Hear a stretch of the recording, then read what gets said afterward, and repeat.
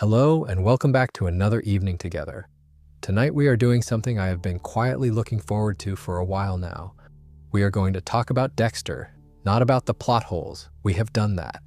Not about the times the mask nearly slipped. We have done that too. Tonight we are doing something a bit more particular.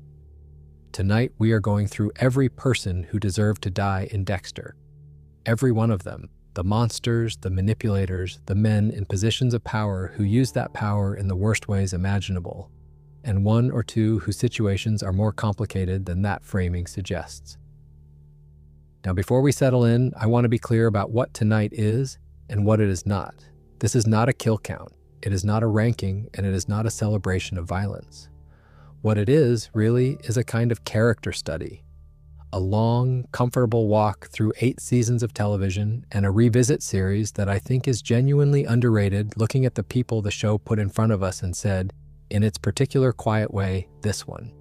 This one crossed a line. This one slipped through the cracks of real justice. This one, the show decided, had it coming. The reason that is an interesting thing to spend an evening with is that Dexter is not a show about a hero. It never was.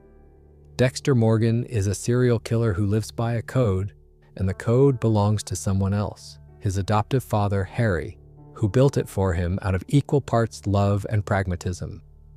Harry's basic argument was, you are going to do this regardless, so do it to people who deserve it. Only take the ones who have killed, who have been found by the system and released anyway, who are going to go on killing if no one stops them. That is the framework. And the show is endlessly interesting in the way it tests that framework, stretches it, and occasionally shatters it.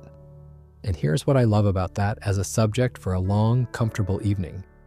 Unlike a lot of the content that exists about this show, the rankings, the arguments about which season was worst, the dissection of the finale's failings, this is not a hostile exercise. We are not here to prosecute Dexter or to celebrate him.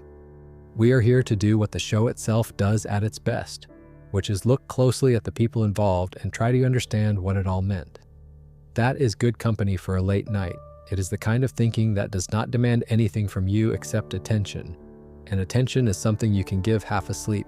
So get comfortable tonight. This is going to be a long one. We have got a lot of ground to cover, spanning a lot of years of television, and I am going to go through it all properly, which means slowly, which is exactly how I like to do these things. If you want to support the channel while you're settling in, subscribing is always appreciated. It does genuinely help. But for now, get yourself sorted, find a good position, and let us talk about America's favorite serial killer and every single person he put on his table. Before we get into the first name on this list, I want to spend a moment with the code itself. Because the code is not just a plot device, it is the moral spine of the entire show. And understanding it properly changes how you think about every single person we are going to discuss tonight. Harry Morgan, Dexter's adoptive father and a Miami Metro police detective, helped create the code with Dr. Evelyn Vogel when Dexter was a child. He recognized that the boy he had taken in was not going to stop wanting to kill. Something had broken in Dexter early, sitting in that shipping container as a small child in 2 inches of his mother's blood. Harry did not try to fix the unfixable. Instead, he gave it shape. He taught Dexter to channel it. He taught him to be certain before he acted, to gather evidence, to confirm guilt beyond reasonable doubt before anyone ended up on the table. He taught him that the only acceptable targets were killers, people who had taken lives, who had walked free, who were going to keep doing it. There is something almost beautiful about that if you do not think about it too hard, and something deeply tragic about it if you do. Because the code assumes the person running it is infallible. It assumes Dexter will always get it right, will always have enough information, will never be manipulated, will never make a mistake in the heat of the moment. And as we are going to see tonight, that assumption does not hold up perfectly. Most of the people on this list absolutely belong here. A handful of them are more complicated, and one of them, at the very end, is Dexter himself. That is what makes this a good show. Not the kills, the thinking around the kills. The way the show keeps asking whether the code is actually justice or just a more disciplined version of the same darkness it is trying to contain. Tonight, we are going to go through them all. Chronologically, more or less, because that is how the show builds its moral argument. Season by season, case by case, each new person on the table telling us something a little different about what the code actually means. One more thing before we dive in, I want to acknowledge the scope of what we are covering tonight. Dexter ran for 8 seasons on Showtime from 2006 to 2013, then returned in 2021 with New Blood, and there is now Original Sin, which is a prequel exploring the early period of Dexter's career. Tonight we are focused primarily on the original series and New Blood, with a few nods to Original Sin where they are relevant. We are not going to cover every single kill Dexter ever made. The show is prolific enough that a complete accounting would take considerably longer than tonight's video. What we are going to do is go through the people who mattered, the ones where the show slowed down and let you understand who they were before it let Dexter deal with them. The ones where the question, did this person deserve to die, is most interesting to examine. Some of them will be very clear, some will be complicated, one will be unexpected. And going through them in order will, I think, show you something about how the show understood its own moral argument, how it changed across seasons, how it tested the code against new situations, and what the accumulation of all those tests eventually produced. That is what tonight is for. Let us start at the beginning. There is a version of this script that starts somewhere else.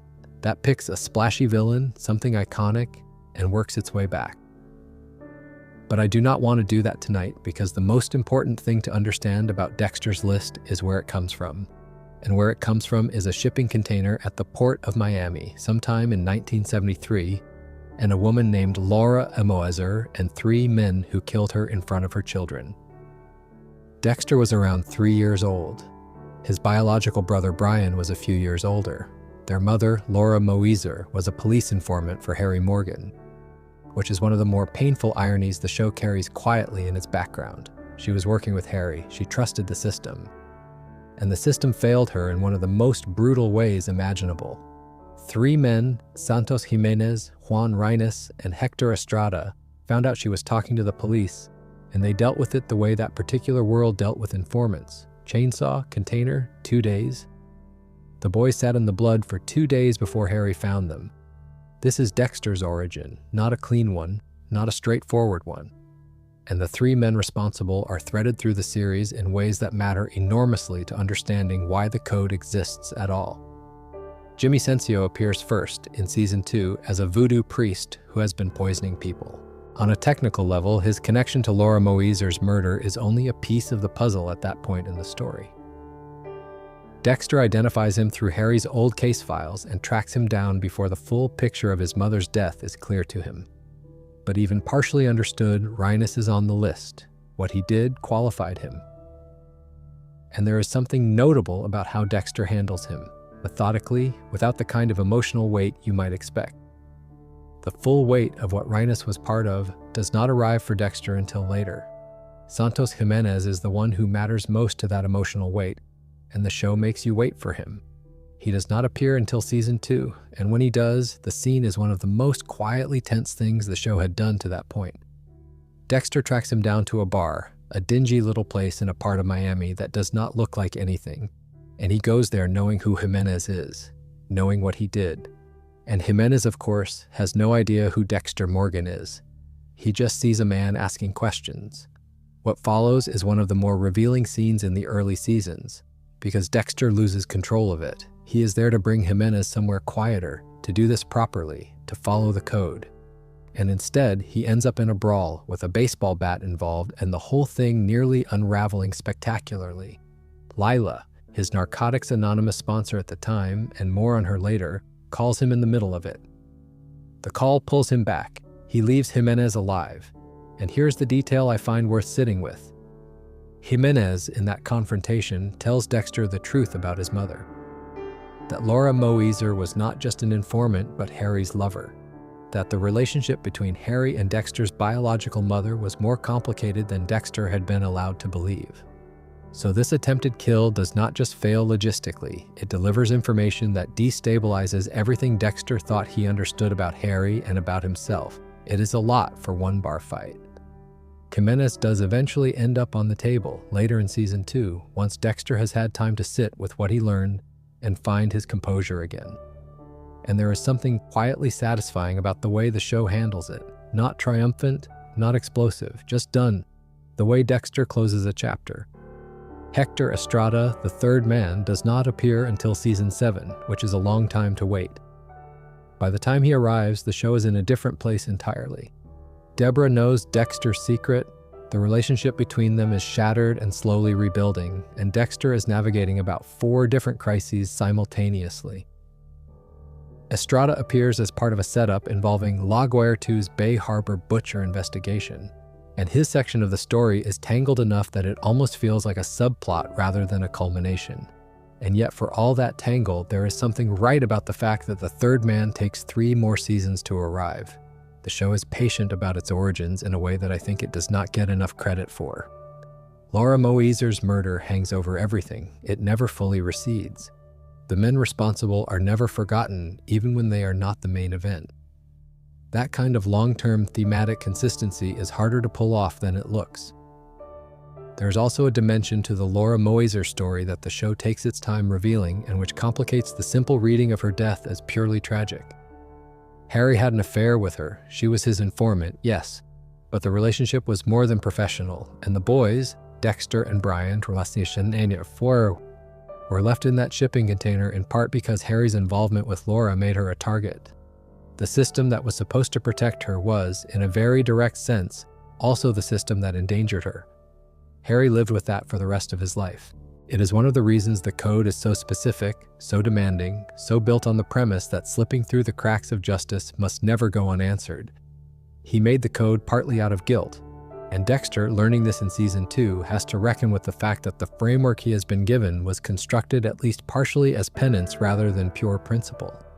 The show handles this with a restraint I admire. It does not make Harry a villain. It does not revise the relationship between Dexter and his adoptive father into something cynical. It just adds one more layer to a story that was already layered. This is a man who loved a woman, failed her, took in her surviving son, and spent the rest of his active years trying to make something good out of the damage. Whether he succeeded is the question the show has been asking since the pilot. What I find most interesting about these 3 taken together is what they represent in the context of the code. They are the people the code was built because of, not just built to address. Harry did not construct Dexter's rules in the abstract. He built them out of a specific horror, a specific failure of justice. The fact that 3 men cut a woman apart in front of her children and walked free. The code is Harry's apology. And Dexter spending years hunting these men down is the show's argument that some debts take a very long time to settle. The very first episode of Dexter begins in the dark, on a stretch of Miami Road lit only by neon, and Michael C. Hall's voiceover doing something unusual, building a sense of anticipation without the usual machinery of tension. There is no dramatic music swell, no intercutting with scenes of violence, just Dexter, driving, thinking, talking to us. And then he gets out of his car, and he follows a man named Mike Donovan into a church. Mike Donovan is a choir director. He is well-dressed, well-liked, the kind of person who moves through respectable institutions with an air of competence and calm. He has been killing boys. The bodies were found in the woods.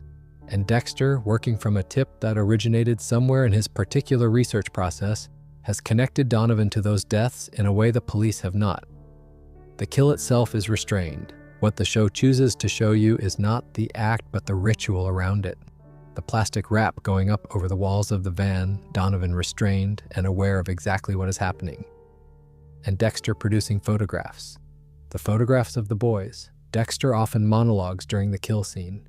He does not explain his philosophy or offer a speech about justice. He shows Donovan the photographs, waits for the confession, which comes because it always comes. And then the scene cuts. I have always thought this is one of the more precisely constructed opening kills in television. It tells you everything you need to know about how this show operates, and it does it without over-explaining. The plastic wrap tells you this is meticulous. The photographs tell you this is not random. The restrained pacing tells you this is not about spectacle. And the fact that Donovan has been killing children, the worst possible victim category, the thing most likely to trigger an immediate moral alignment in the audience, means the show does not have to work hard to get you on Dexter's side before you have had time to think about whether you should be. It is, in its own way, a bit manipulative. The show knows exactly what it is doing in making Donovan's crimes as unambiguous as possible. There is no moral complexity here, no gray area to navigate. The pilot does not want you navigating gray areas yet. It wants you trusting the code before it starts testing it. And then it spends 8 seasons testing it. What the Donovan kill also establishes is the blood slide. Dexter takes a drop of blood from his victims and preserves it in a microscope slide, kept in a small wooden box. This is his trophy collection, his private memorial to what he has done. It will become enormously important to the story later, both as a plot device and as a symbol of something the show is genuinely interested in, which is the question of whether a man like Dexter is capable of feeling anything about the people he kills, whether the slides are a record of guilt or pride or something else entirely that does not have a name. The show never fully answers that. I think that is correct. Mike Donovan himself is not a character the series returns to or complicates. He is exactly what he appears to be. And that is the point. He is the first line of the show's argument. There are people who have done things so unambiguous, so catastrophic, that the code was built for exactly this. He is the easy case, the clean case. And the show gets the easy case out of the way in the first episode so it can spend the rest of its run on everything harder. What is also worth noting about the pilot's construction is how much work it does to establish Miami as a specific kind of place. The heat, the light, the particular quality of the city at night, the neon, the humidity, the sense that everything is slightly too vivid and slightly too fragile. This matters for the show's visual grammar. Dexter's kills are almost always at night, almost always in spaces that are either completely isolated or rendered private through the craft of the kill room setup. The plastic wrap is not just practical. It is, in the pilot, the first thing that makes the space feel deliberately transformed. A room converted from ordinary to purpose-built, and the purpose is the kind you cannot talk about in polite company. The pilot also establishes the voiceover as the show's primary narrative tool. Michael C. Hall's voiceover is, when the show is at its best, one of the more distinctive things on television. Precise, slightly wry, capable of moving from the analytical to the vulnerable in a single sentence. It is the device that makes the audience complicit. You are inside Dexter's head. You are privy to his real assessments of the people around him, his genuine affection for Deborah, his gentle contempt for certain colleagues, his quietly running analysis of whoever he is currently in a room with. And because you are inside his head, you start to think like him. You start to apply his categories. You start asking about the people who appear on screen, whether they qualify. That is the pilot's real achievement, not the setup of the plot or the introduction of the code.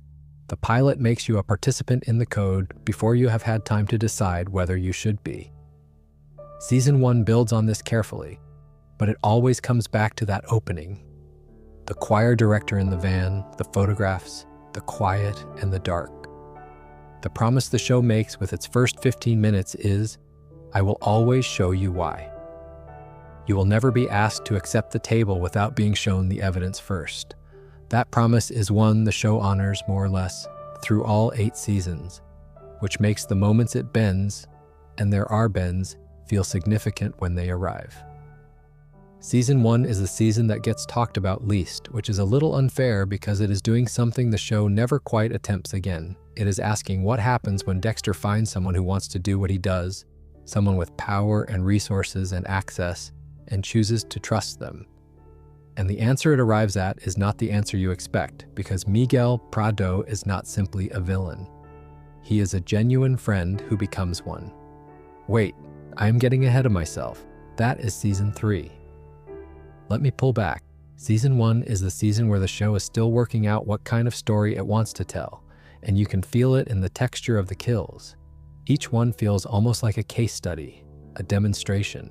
The code being applied cleanly to a series of situations that are, with a few exceptions, relatively unambiguous. A drunk driver who killed 2 children and walked on a technicality. A hitman who murdered a protected witness. A psychiatrist who is psychologically engineering his patients into suicide. Each of them is someone the justice system failed in a specific, documented way, and Dexter handles each case the way a very careful craftsman handles a new commission. The drunk driver, Matt Chambers, is worth a moment of attention because the way Dexter researches him is a little template of how the whole process is supposed to work. Background check, court records, confirmation that the deaths were real, that the acquittal was wrong, that there are no alternative explanations. Dexter does not act on instinct. He builds a file. That methodical quality, the detective who is also the executioner, is one of the things that makes early Dexter so watchable, even when the episodic villains are not especially memorable. The psychiatrist, Dr. Emmett Meridian, is a bit more interesting because his crimes are invisible in the way that some of the show's most disturbing scenarios are invisible. He does not kill anyone directly. He uses his access to vulnerable people who came to him for help, and manipulates them towards self-destruction. The women under his care are dying by suicide in statistically improbable numbers, and Meridian is not just aware of it, but engineering it. That particular brand of horror, the trusted professional, the deliberate abuse of care, is one the show returns to across the seasons, and Meridian is the first version of it. And then there is Jeremy Downs. Jeremy is one I think about sometimes because he is such a specific and quietly devastating little detour. Dexter encounters Jeremy as a potential target, a teenager who killed someone, and after some investigation decides to let him go. He gives Jeremy what is essentially a version of the code. Only go after people who deserve it. Only take the ones who have already killed. Keep the darkness pointed somewhere useful, and then Jeremy kills again, goes to prison, and takes his own life. The show does not dwell on this, it moves past it fairly quickly. But what it is saying is important. The code is not transferable. It was built for Dexter specifically, out of his specific psychology, his specific training, the specific circumstances of his childhood. You cannot hand it to a teenager and expect it to function as a moral compass. The code without the structure, without Harry's years of patient construction, is just permission. And permission in the hands of the wrong person is catastrophic. Jeremy Downs is a small tragedy in a season full of larger ones, and I think the show is smarter for including him. There is also the hitman, a man who killed a protected witness and has been operating comfortably since. Shifting cities, taking contracts. Dexter tracks him down through a process of patient research, court documents, a trail of circumstantial connections, confirmation through methods that would not stand up in any real court but are sufficient by the code's standard. What the show does with the hitman that it does not do with every early season kill is show a brief, uncomfortable moment of the target trying to bargain, offering information, suggesting that his death would be a waste of a useful resource. Dexter's response is essentially neutral. He is not interested in the offer. He is not interested in the conversation. The code does not have a provision for useful to someone. It has a provision for has killed and will kill again. The bargaining changes nothing. This is a small but important thing to establish in Season 1, because later seasons will put Dexter in situations where the bargaining is more sophisticated, more emotionally resonant, harder to dismiss. The hitman is the dress rehearsal for those moments. The show is teaching Dexter and us to recognize that the table is not a negotiating room. There is also the forger and the child abuser and the man who killed his business partner and successfully framed the partner's brother for it. The Season 1 table is not just murderers in the traditional sense. It is people whose relationship to harm is various. Some of them direct killers, some of them killers by proxy, some of them people whose crimes produced deaths that never officially connected back to them. The code, in practice, is more flexible than the simple "only kill killers" rubric might suggest. What it actually requires is guilt, confirmed, and the absence of any realistic alternative justice. Neil Perry also deserves a mention, not as a code target, but as a fascinating structural wrinkle. Perry is the man who confesses to being the ice truck killer, the season's primary villain. He is not the ice truck killer. He is a disturbed man who wants to be associated with something that frightens people, which is its own kind of unsettling. The real killer is still out there, and Dexter used Tasi Anin Oma, who has been corresponding with the ice truck killer across a series of crime scenes, increasingly aware that this person knows him specifically, sees through the false confession immediately. Perry does not meet Dexter's table. He is not on the list. But his appearance matters because it sharpens Dexter's focus on finding the real killer. And the real killer, of course, turns out to be the most complicated person Dexter will ever have to face.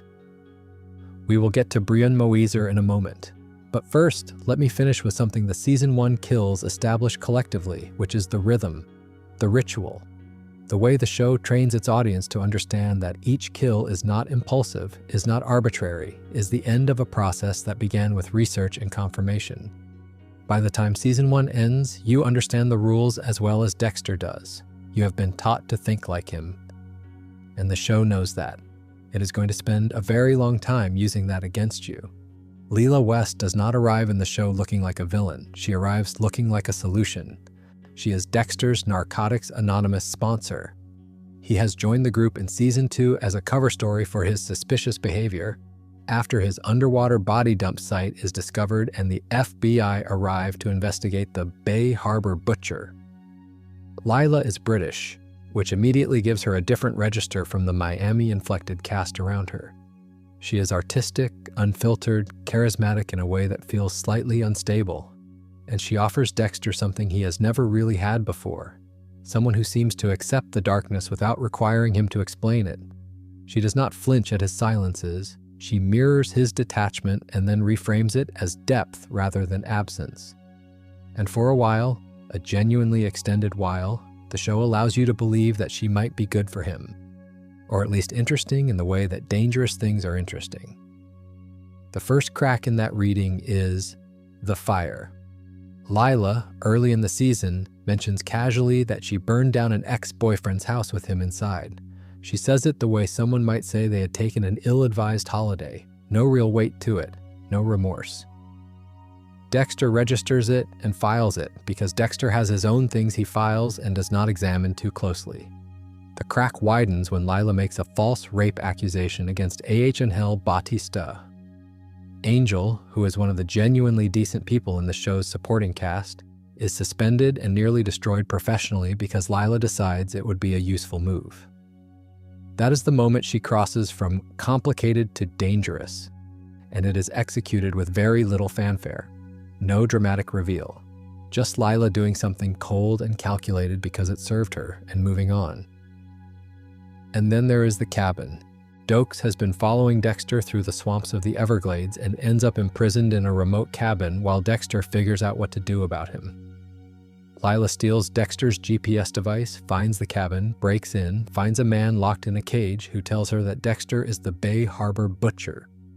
And her response, and this is the thing that defines her completely, is not to call the police, not to be horrified, not to flee. Her response is that she wants to help Dexter, that she loves him enough to do whatever is needed.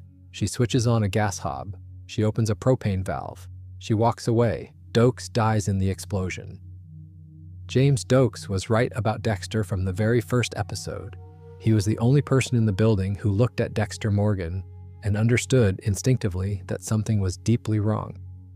And he died for it, framed as the Bay Harbor butcher, his reputation destroyed posthumously because Leela West decided his existence was inconvenient to her love story. Lila is never prosecuted for any of this. She flees to Paris, where she has been evading an expired visa for some time, and Dexter follows her. This is one of the series' quiet understatements. A man flies to Paris to kill someone. He finds her in her apartment, and the show does not make it a spectacle. It is efficient. Sad, even, in the way that something complicated being simplified always carries a faint sadness. Here's what I think is true about Lila, and what makes her interesting rather than just unpleasant. She genuinely does not believe she has done anything wrong, not because she is psychotic in the clinical sense, but because she has arranged her internal world so that her actions are always in service of something she values, and that makes them, to her, justified. She killed Dokes for love. She nearly killed Aster and Cody, Rita's children, who she traps in a burning building later in the season, as a kind of statement about ownership and loss. She is not confused about her behavior. She is totally committed to it. That is a different and arguably more disturbing thing. She definitely belongs on the list. No ambiguity there. But she is one of the few people on the list who genuinely surprises you by being there, which is a different kind of achievement from the show's point of view. And there is one more thing worth saying about the Dokes situation, because it is easy to move past it, and it should not be moved past quickly. James Dokes was a sergeant in Miami Metro Homicide. Before that, he was in Army Special Forces. He served in places where the things he saw and did were not the kind that got discussed at dinners or written about easily. He came back from that with a particular capacity for reading people that the rest of the department simply did not have. When he looked at Dexter and felt something wrong, he was not operating on a hunch in the casual sense.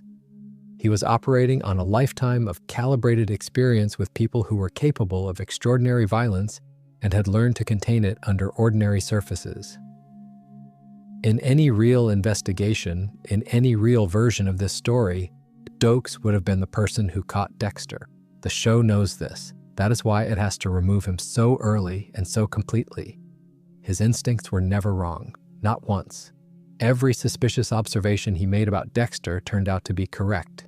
He was framed as the Bay Harbor Butcher, because if he had lived and kept working, the Bay Harbor Butcher case would have resolved differently.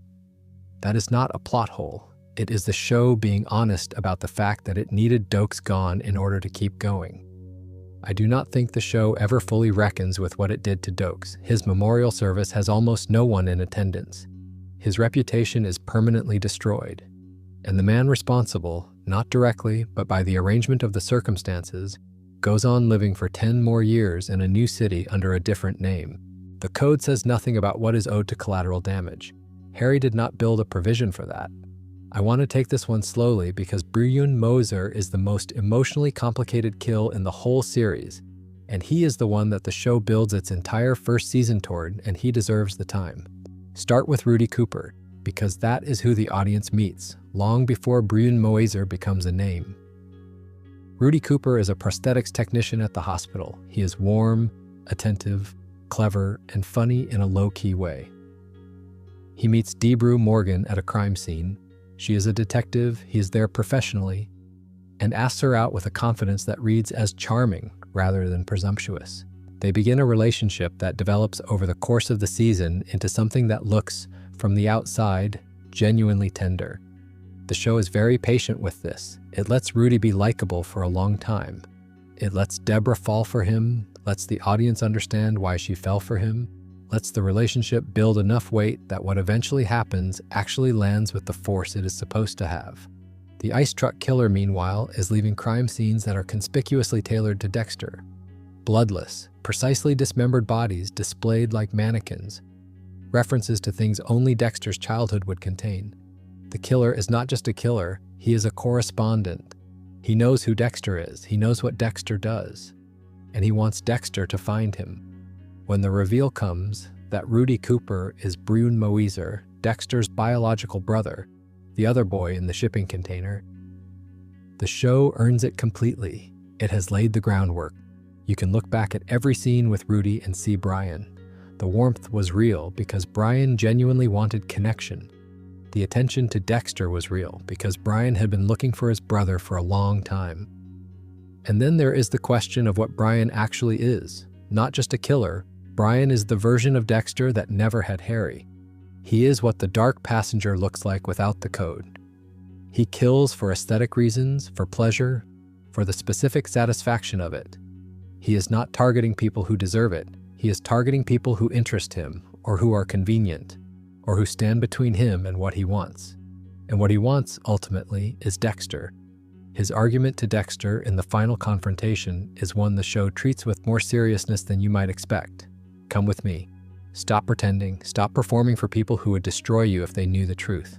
I am the only person who knows what you are and loves you anyway. The performance you are giving everyone else is just exhausting. Come and be what you actually are. And here's the thing about that argument. It is not entirely wrong from a certain angle. Dexter is performing. He is always performing. The smile at Miami Metro, the donuts, the deliberate cultivation of the image of a slightly awkward but fundamentally harmless colleague. It is all constructed. Harry built the construction, but Dexter runs it, and he has been running it for so long that he sometimes does not know where the construction ends and the person begins. Brian is offering him a life without the construction. And Dexter says no. He says no because of Deborah. That is the choice the show frames it as. Brian has kidnapped Deborah, and he wants Dexter to kill her as an act of proof. A severing of the false life in favor of the real one, and Dexter will not do it. He cannot do it. Whatever he is, whatever the dark passenger is, Deborah is real to him in a way that overrides the argument, so he kills Brian instead. The kill itself is subdued.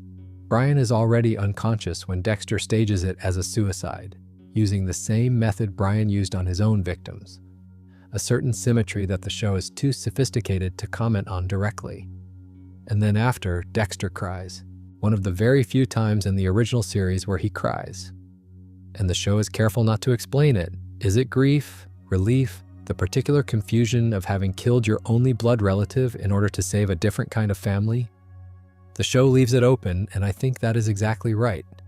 Brian Moser does not appear on the table because he is killed by Dexter in a confrontation before being placed there. He appears on the table because he is what Dexter could have been, and Dexter has to close that door in order to continue believing in the life Harry built for him. That is a different kind of justified killing. It is the most human one in the whole series, and somehow it is also the one that makes the least sense by the letter of the code. The code was never really about Brian. The code was about all the other Brians out there. This one was personal. There is also the question of what the show does with Brian after season 1. He appears, in Dexter's mind, as a recurring figure in later seasons. A version of him surfaces in season 6 when Dexter is grappling with the aftermath of Brother Sam's death and considering whether to let Nick go. That version of Brian is explicitly dark, explicitly encouraging Dexter toward the uncoded, impulsive version of himself. The show frames this as Dexter's dark passenger choosing a face, the most familiar face for the part it plays. And yet the Brian who appears in those later season visions is not quite the Brian of season 1. The real Brian was not merely an avatar of darkness, he was a person. Specific, complicated, capable of both genuine warmth and genuine cruelty. He loved Dexter. He loved him in the only way he knew how to love anyone, which was through the particular lens of someone who had been catastrophically damaged and never quite reassembled correctly afterward. The show takes that seriously in season 1. The later visions strip it back to the conceptual, which I think is a minor loss. What the Brian story does, at its deepest level, is ask whether connection is possible for someone like Dexter. Brian offers one answer, yes, but only with someone like us. Harry offered a different answer, yes, with people unlike you if you are disciplined enough and careful enough and willing to maintain the performance indefinitely. The show spends 7 more seasons testing Harry's answer. The result is, to put it gently, mixed. Season 1's final image of Dexter, walking toward a crowd of people, briefly imagining them cheering for him, is one of the stranger and more honest things the show does in its early run. He is alone in the knowledge of what he is. He will always be alone in it. And he is, at the end of that first year, choosing that solitude over the one person who would not have required it. That is the choice the whole series is built on, and it was the right choice. But the show never lets you forget that it was also a loss. Season 3 is the season that gets talked about least, which is a little unfair because it is doing something the show never quite attempts again. It is asking what happens when Dexter finds someone who wants to do what he does, someone with power and resources and access, and chooses to trust them. And the answer it arrives at is not the answer you expect because Miguel Prado is not simply a villain. He is a genuine friend who becomes one. Miguel arrives because Dexter accidentally kills his brother. Oscar Prado was a drug dealer whom Dexter was in the process of dealing with when things went sideways. It was a kill of self-defense rather than code-sanctioned execution, and it pulls Dexter into the orbit of Oscar's brother Miguel, an ambitious assistant district attorney who begins the season grieving and ends it as one of the more dangerous people Dexter has ever been near. Jimmy Smits plays him, and that casting matters. He is warm and charismatic and credible, as someone Dexter might actually connect with. The friendship that develops between them is, I think, the most genuinely affecting non-romantic relationship the show produces in its run. They go to baseball games, they have dinner with their respective partners. There is a scene where Miguel talks about his childhood, about his father's cruelty, about the ways that cruelty shaped him, and it feels honest. It feels like two men who do not usually have access to this kind of conversation having it. The show earns the friendship before it starts dismantling it. Miguel learns Dexter's secret, or a version of it, and wants in. He has his own list of people who deserve better than the justice they received. There's a brief, heady period where the partnership seems to work. They share a kill, in a manner of speaking, and it feels like the show genuinely considering the question of whether Dexter's code could function with two people operating it. And then Miguel starts using it to settle personal scores. The first clear sign is when he goes after a judge who had ruled against him in a case. Not a murderer, not someone who slipped through any particular crack in the justice system, just someone inconvenient. And when Dexter confronts him about it, Miguel's response is not guilt. It is irritation. A sense that Dexter's rules are useful guidelines but not commandments, and that Miguel's judgment of what constitutes deserving to die is at least as good as Dexter's. Ellen Wolf is the point of no return. Ellen Wolf is a defense attorney. A woman Dexter explicitly researched and cleared. Not a killer, not someone on the list. Someone Miguel murdered because she stood between him and something he wanted professionally. Dexter discovers the body. He has to sit with the fact that he created the monster who killed her. That by sharing the code, he gave Miguel a sense of permission that the code was never designed to grant. The final kill is quiet and precise, the way the best kills in this series are. Miguel wakes up on a table in Ellen Wolf's house, bound in plastic, Dexter in the kill outfit, the photographs arranged nearby. "I killed my brother," Dexter says. "I killed yours too." And then the wire pulled tight and Miguel is gone. What I think is worth sitting with about Miguel is not his death, but the argument his arc makes about vigilantism as a concept. The code is not replicable. It is not a philosophy that translates cleanly to other people. Harry built it for Dexter because Dexter was a specific situation requiring a specific solution. Miguel is not a specific situation. He is what happens when someone intelligent and powerful and morally flexible takes the idea of extrajudicial killing and strips it of the discipline that made it even minimally defensible. He becomes very quickly exactly the kind of person Dexter is supposed to be hunting. The tragedy, and the show is careful to make it a tragedy, is that for a while it was real. The friendship was real. The trust was real. And that makes the ending sadder than it would be if Miguel had been a straightforward villain from the start. One more thing about Miguel, because I think it is easy to reduce him to the obvious moral of the season and miss something more interesting the show is doing. Miguel Prado is not stupid. He is not reckless in the way that, say, Matt Caldwell is reckless. When he begins making independent kills, he is not acting out of impulse. He is acting out of a carefully constructed belief that his judgment is reliable, that his targets are as deserving as Dexter's, and that the only real difference between what he is doing and what Dexter is doing is the number of years of practice. He thinks the code is a skill set, not a character. And that distinction between the code as something you practice and the code as something you are is the show's central argument in Season 3. The other thing Miguel represents is the temptation of recognition. Dexter's entire life has been organized around the performance of a false self. And then here is someone who knows the real self, accepts it, wants to build something with it. The desire for that is completely understandable.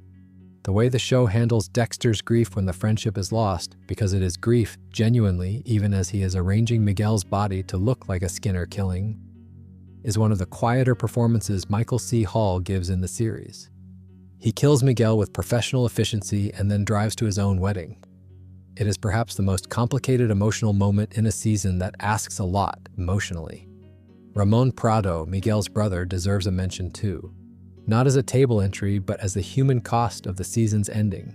Ramon does not know what Miguel was. He just knows his brother is dead, that the explanation does not make sense to him, and that he has no one to aim his grief at. He is one of the show's quiet reckonings with collateral, the people who love the monsters, who are not monsters themselves, who are left holding loss they cannot fully understand. Let me spend a little time with George King, because he is one of those Season 3 villains who does not get much discussion, largely because he is running parallel to the Miguel storyline, and that storyline is simply more interesting. But King, known as the Skinner, does some genuinely awful things, and he belongs on this list. What King does is abduct and torture people. His method is exactly what his nickname implies. He removes skin from his victims with a patience and deliberateness that the show treats as indicative of a man who is, at some fundamental level, enjoying the process. He is looking for Freebo, the drug dealer Dexter killed in the season's opening episode, and he works his way through Freebo's associates one by one. leaving bodies that Dexter's colleagues at Miami Metro spend the season struggling to understand. Anton Briggs, Deborah's boyfriend that season, ends up in King's hands at one point, which gives the storyline some personal stakes beyond the procedural. The show needs you to feel the threat in a way that goes beyond abstract horror, and putting someone Deborah cares about on the wrong side of King's methods accomplishes that effectively.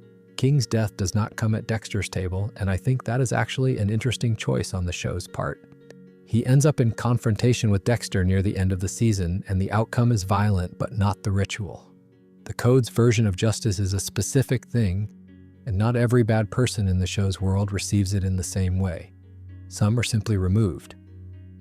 What King represents in the context of this list is a strand of villain that the show uses effectively across its run. The predator who has found a professional context for cruelty. The Skinner is, in some theoretical world, a person the criminal underworld employs for debt collection. He has given his violence a job title. That does not make it any less horrifying, if anything, and I think this is one of the more quietly unsettling ideas the show throws out and does not dwell on. It makes it more so. The industrialization of cruelty, the way that certain kinds of violence become sustainable when they are economically embedded in something. There is a structural purpose to King beyond his specific crimes, which is that he keeps the Miami Metro investigation moving through a season where the major emotional weight is on the Miguel storyline. He is a case they are actually working. He gives Deborah something to pursue. He gives the department a visible, active threat that creates some procedural urgency without competing with the Dexter and Miguel material for thematic space. In any real police department, of course, a detective being abducted and tortured by a known suspect while the investigation continues around her would produce significantly more institutional disruption than the show depicts. But this is Miami Metro, which operates on its own particular logic, and we extend it the customary generous interpretation. What the Skinner's death does, beyond removing him from the world, is close out Season 3's argument about what violence in service of an ideology actually produces. Miguel wanted to use Dexter's framework to extend his own reach. George King wanted nothing philosophical at all, he simply wanted to keep operating. Both of them end Season 3 the same way. The show is making a point about equivalence. The man with the ideology and the man without one are equally removable by the Code. What they believed about themselves does not factor into the outcome. There is a scene relatively early in Season 4 where Dexter sits across from Arthur Mitchell at a diner. He does not know yet who Arthur is. He has just watched a stranger talk a suicidal man back from the edge of a building. Talked him down with a patience and warmth and conviction that felt completely real. And he finds himself unexpectedly moved by it. He follows Arthur. He ends up at this diner making conversation, and Arthur is friendly and open and seems like exactly the kind of person Dexter has always wanted to believe in. Someone who does genuine good in the world, who has a family, who has built a life that holds. Arthur Mitchell, played by John Lithgow, has been killing in a specific repeating pattern for 30 years. A falling death, a drowning, a bludgeoning, and a burial. 4 kills per cycle in cities across the country, sustained across 3 decades without detection. Frank Lundy, the FBI agent who has been tracking a serial killer he could not quite prove existed, called him Trinity because he initially thought the pattern was 3. By the time the show arrives at Season 4, the correct number has emerged, 4. And the buried victims are children around 10 years old. Think about that number, 3 decades, multiple cities, hundreds of victims over a lifetime.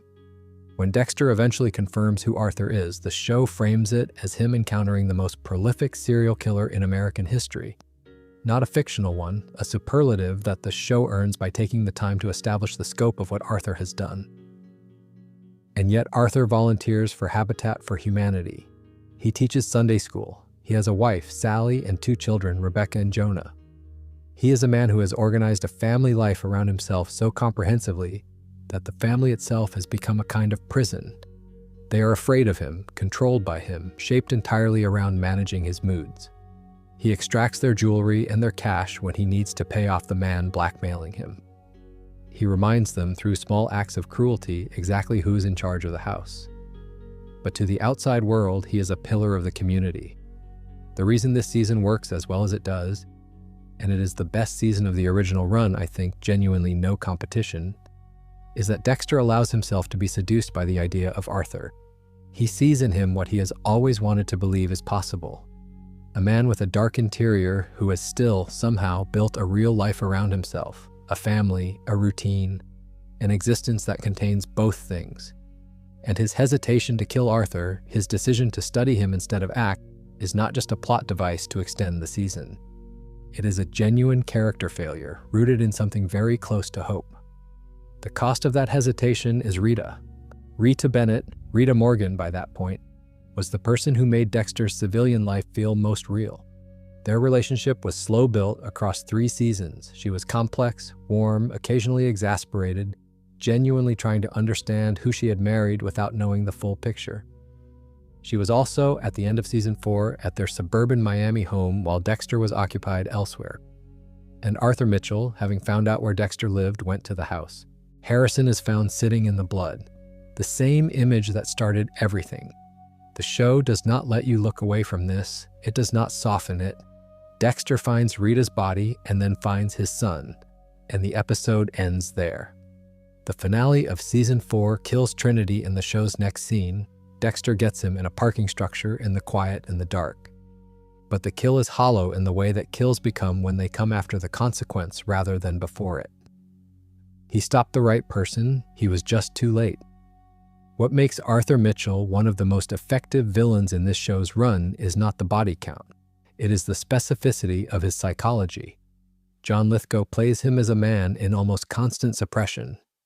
A scalding shower every morning, fists clenched under the dinner table, a voice that can slip from pastoral warmth to the edge of violence in a single sentence.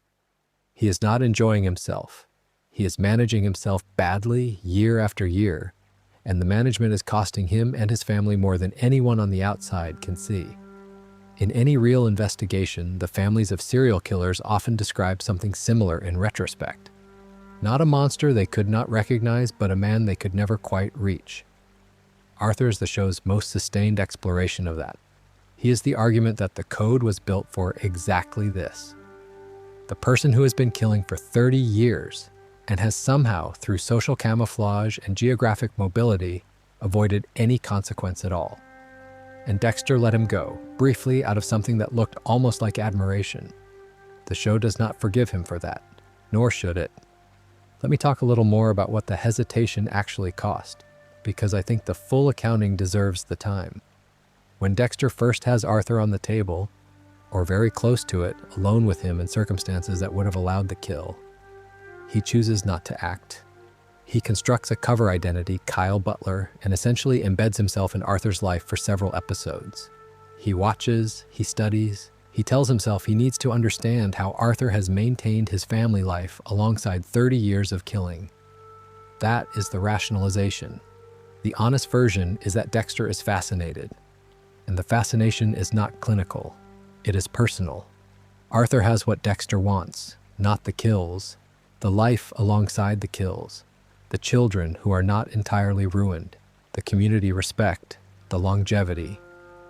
Dexter looks at Arthur Mitchell and sees a roadmap, and he delays the kill because he wants to read the map first. This is the show being very precise about Dexter's psychology. He is not a machine that the code runs. He has desires. Specifically, he has the desire to believe that his life is sustainable, that the performance can be maintained indefinitely, that the family will survive, that Harrison will grow up in something that resembles a normal home. Arthur Mitchell is Dexter's proof of concept, or so he tells himself. The trouble is that Arthur's family is not fine. Jonah, Sally, Rebecca, they are afraid of him. They have been managing his instability for years. The appearance of a normal family is entirely surface. Underneath it, everyone is compensating, everyone is careful. Everyone knows that the wrong word at the wrong moment will produce something they will have to absorb without showing it. This is not what Dexter wants for Harrison, but it is, with devastating accuracy, a picture of what is already beginning to happen in his own house. The show draws this parallel without announcing it. It trusts the audience to feel it. Rita does not know what she is managing. She thinks she is married to a complicated, sometimes absent, occasionally reckless man who has trouble with intimacy. She is actually married to a version of Arthur Mitchell, who has better manners and a more carefully constructed cover story. That is the hardest thing to sit with in Season 4. Sally Mitchell dies, by the way. Jonah survives. Rebecca dies by suicide after Arthur's death, in a bathtub, mimicking the second kill of each cycle, which is a level of horror the show earns by making you know Rebecca first, making you watch her try to be a normal teenager in an abnormal house, making her death something that lands as more than a plot point. The kill in the parking structure has always felt to me like one of the quieter deaths in the series, given the weight of what preceded it. Arthur has his back to Dexter during the attempted kill in the parking structure. He does not know who Kyle Butler is, not the real Kyle Butler, not Dexter Morgan. He gets into his van, and Dexter is already there. It is efficient and controlled, and about as far from triumphant as a kill can be when you come home afterward to find what is waiting for you in the bathtub. If Season 4 is about what happens when Dexter delays, Season 5 is about what happens after he loses everything. Rita is gone. Harrison needs looking after. Dexter is, for the first time in the series, visibly struggling. Not with the dark passenger, but with ordinary grief, which turns out to be harder to contain than anything else. And then he meets Lumen Pierce. Julia Stiles plays Lumen, and the performance is nominated for an Emmy, which is correct. Lumen is a survivor of something specific and horrifying, a group of men who abducted, tortured, and violated women as a kind of organized hobby. They kept the women for extended periods, they filmed it, and they disposed of the women when they were done. Lumen survived, not unscathed. Nothing about Lumen at the start of Season 5 is unscathed, but alive. And she wants justice in a way that the legal system cannot offer her, because the men responsible have resources, standing, and the collective wealth required to make the evidence against them disappear. This is, structurally, the most classically code-compliant season of the show. Each of the 5 men represents a specific version of the same crime, which is the deliberate, organized abuse of power over vulnerable women. Let me go through them. Boyd Fowler's the first. He is, on his surface, a wildlife control officer. Removes dead animals from Miami's canals and roadsides, a solitary man with a solitary job. He is also the one who found and kept Lumen, who held her in his attic, and whose connection to the larger group is the thread that leads Dexter to the rest of them. Dexter kills Boyd after confirming his crimes and discovering Lumen hiding in Boyd's house. She sees him. This is the first time in the series that someone catches Dexter in the act and chooses to stay. Usually witnesses are complications. Lumen becomes a partner. Dan Mendel is the dentist. I have always found Dan the most unsettling member of the group, partly because of a specific scene involving his final moments and Harrison's baby talk earlier in the episode. The word die landing very differently depending on which scene you're in. And partly because Mendel presents as one of the most normal people in the group. Kid's dentist, wife, daughter. And when Dexter confronts him, his first instinct is to lie and then to beg, and then to make a call on Lumen's phone that reveals he is still connected to the group, and that Lumen is, in his words, the last one. He drops all pretense of regret in that moment. Dexter snaps his neck. Barry Kurt and Alex Tilden round out the middle group. Barry is connected through his own crimes, Alex through his direct role in the Barrel Girl gang's rapes and murders. The show does not spend as much time on these two as it does on the others, which is a structural choice I think is correct. Too much depth on each member would slow the season to a crawl. The show gives you enough to understand what each man did and why he belongs on the list, without making every episode a complete case file. Cole Harmon, Jordan Chase's head of security, is more interesting than Barry or Alex because he is the enforcer of the group, the man who made the logistics possible. His death, when it comes, is efficient and carries the specific weight of someone whose role was to make it harder for victims to escape. And then there is Jordan Chase himself. Jordan Chase is a motivational speaker. His slogan is, "Take it."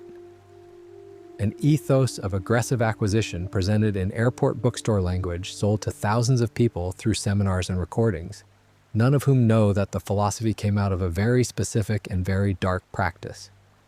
He is played by Johnny Lee Miller, and the performance has this particular quality of suppressed pleasure that is more disturbing than overt menace. Jordan knows exactly what he is. He is not confused about it. He built the group. He designed it. And when Dexter eventually corners him, the mask drops immediately. Not because he is frightened, but because there is no longer any point in keeping it up. Jordan's death, when it comes, is not Dexter's kill, it is Lumen's. And that matters enormously. The season is built around the question of whether justice performed by a survivor is different in nature from justice performed by Dexter. Whether Lumen's dark passenger is the same kind of thing as Dexter's, or whether it is something more specific and more temporary. The answer the show arrives at is temporary. When Jordan Chase is dead, Lumen finds that the darkness is gone. She does not want to kill anymore. She leaves Miami, she leaves Dexter, and Dexter lets her go, because what she found and then lost is something he has never had and probably will not find: an end. There is also Stan Liddy, who deserves a note. He is a disgraced cop, Peter Weller, hired by Quinn to surveil Dexter and who ends up going rogue and trying to use what he discovers for personal leverage.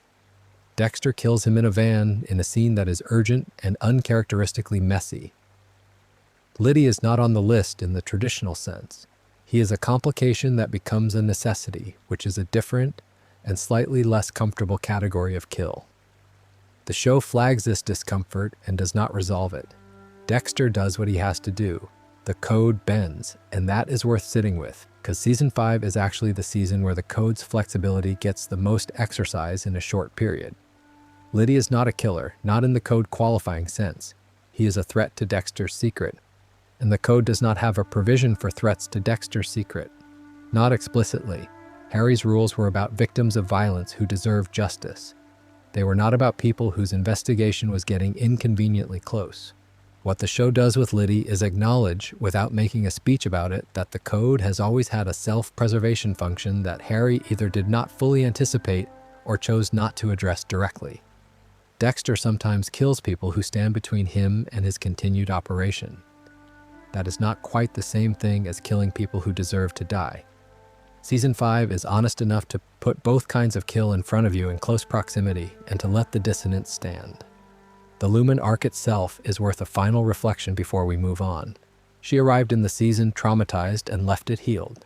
Incompletely, certainly, with scars that do not disappear, but functionally healed in the sense of having found an end to something that had no official ending available to it. Jordan Chase is dead. The group is dismantled. The women who might have been next will never know they were protected. There is a quietness to how Lumen leaves. No dramatic farewell, no tearful airport scene. She tells Dexter that the darkness is gone, that she does not want to be this anymore, and she goes. And Dexter, who has been hoping that what he found in Lumen, a true partner, someone who knew everything and chose to stay, was the beginning of something permanent, lets her go. That is one of the more quietly devastating moments in the series, not because the loss is catastrophic, but because it confirms something Dexter has always suspected. The code does not create connection. It can only exist alongside connection at best. When the thing that brought two people together is gone, there may not be enough left to hold them in the same place. Season 6 is the season that fans debate most actively, and I understand the debate better than I wish I did. I have had the argument more than once. The Doomsday mythology, elaborate tableau based on the Book of Revelation, staged crime scenes that Miami Metro spends most of the season trying to decode, is ambitious in concept and sometimes falters in execution. The season's big structural twist, when it comes, is genuinely effective. But getting there requires a lot of patience. What I think the season gets more right than it gets credit for is the interior of its argument. If you're willing to look past the occasionally labored apocalyptic set dressing, there is a more interesting show happening underneath. The twist, for anyone who needs the reminder, Professor James Geller, who has been presented throughout the season as Travis Marshall's mentor and co-conspirator, is dead. Has been dead the entire time. Travis killed him months ago. Everything Geller has done in the season, the scenes of dialogue, the instruction, the presence, has been a hallucination. Travis is alone and has been alone, staging all of it by himself. This is the show connecting Travis Marshall to Dexter more directly than it initially appears. Dexter talks to Harry constantly. Harry is dead. The dead father's voice as internal compass, as permission structure, as the authority that makes the present activity feel justified. Travis and Dexter are running parallel versions of the same system. One is using the voice toward religious violence. One is using it toward code-governed vigilantism. Both are, in a real sense, managed by a ghost. The connection is never made explicitly by the show, and I think it is better for not making it. The audience is meant to feel it rather than be told it. Travis Marshall's victims are killed in ways that are staged for theological effect. The tableaux are meant to precipitate the apocalypse, or hasten it, or at least signal its arrival. There is a man left as the whore of Babylon. There is a tableau called the Four Horsemen. There is escalating ambition in each new crime scene that Miami Metro traces and that Dexter, in his parallel investigation, pieces together more quickly than his colleagues. Nick is worth a brief stop because he is a Season 6 kill that often gets overlooked. He is not one of Travis's people. He is the young man who shot Brother Sam, a reformed convict running a garage, a genuinely good person who existed in Dexter's life that season as a kind of moral counterpoint. Sam, dying, asked Dexter to forgive Nick. Dexter tried. He genuinely tried, walked Nick to the water, was prepared to let him go. And then Nick, realizing that Sam was dead, and therefore the only witness against him was gone, replaced his apparent remorse with something openly ugly. The forgiveness became impossible. Dexter drowned him in the same water where Nick was baptized, which is either deeply ironic or deeply appropriate depending on how you choose to look at it. Travis Marshall himself ends up killed in a church, which Deborah enters at exactly the wrong moment.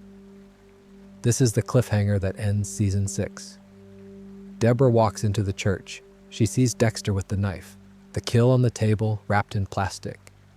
The whole apparatus of the secret life, suddenly visible to the person it has been most carefully hidden from. What Travis Marshall's story is really about. Stripped of the religious imagery, the tableau, the doomsday framing, is the question of what belief does to violence.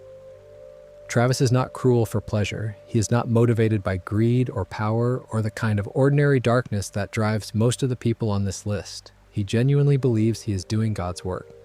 That belief does not make his victims any less dead, and the show is very clear about not asking you to find it mitigating.